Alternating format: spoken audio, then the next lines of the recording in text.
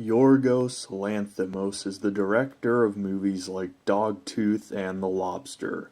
I haven't seen either of these two movies, but from what I've heard, they're both films about isolation, literal in the sense of Dogtooth, and emotional in the sense of The Lobster.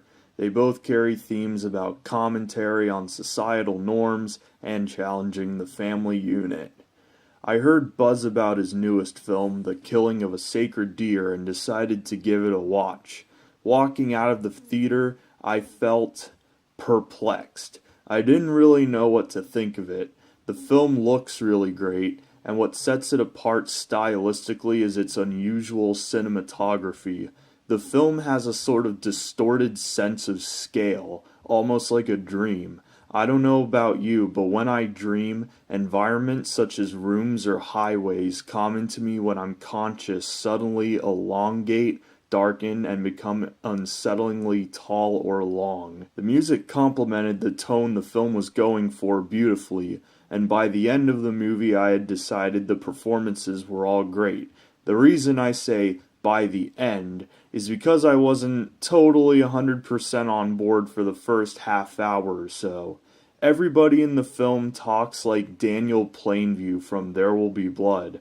I can't really do an impression of it, but imagine Daniel Plainview's very calm, precise, calculating speaking pattern where every inflection implies absolute certainty in what he's saying. The tone at the beginning of the movie wasn't tense, rather just obtuse and weird.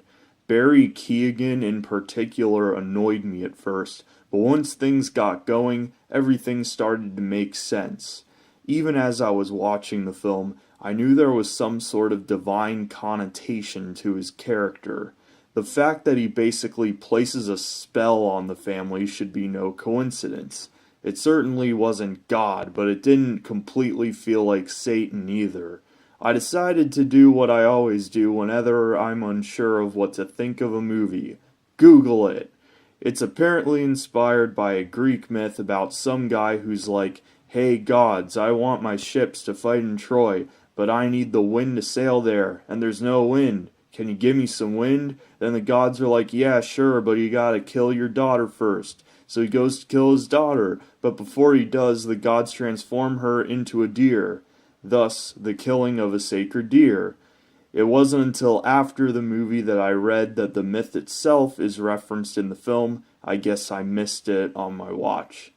Now that we know where the title comes from, and given that the director is Greek as well, it makes enough sense.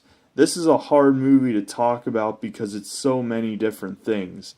It's a psychological horror movie, but it's also a black comedy. The humor is sparse, but what little there is made the audience I saw it with laugh. If you sit back and think about it, you'll find it's very thematically layered. It's about revenge, guilt, the generally vapid nature of the upper class, confused morals, fear of losing control in one's life, the inability of some people to accept defeat, and there's probably a ton of other stuff I missed that may be obvious to others. Not only is it difficult to talk about, but it's also difficult to recommend too. It's slow, somewhat unsatisfying, and one guy in my theater actually fell asleep and started snoring. Don't get me wrong, it's a very good movie, but I still feel like I need a couple days to let it digest. I'm writing and recording this the same day I've seen it. I'm gonna give The Killing of a Sacred Deer an unrateable out of 10 for now, but if I do settle on a numerical score, check my IMDb account in the description below.